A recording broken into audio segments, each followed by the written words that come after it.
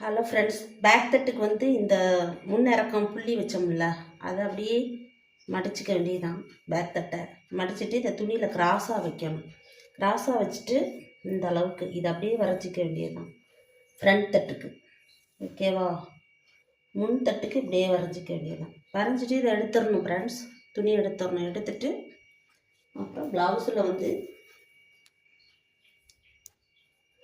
இந்த அளவு கழுத்தளவு, இதில் இருந்து இந்த கழுத்தளவு, அப்புறம் இந்த அளவு எல்லாம் எடுத்துட்டு கோடு போட்டுற வேண்டியதுதான். ஓகேவா ஃப்ரெண்ட்ஸ்? இப்போ நம்மளுக்கு முன்தட்டு கிடச்சிருச்சு. முன்தட்டுக்கு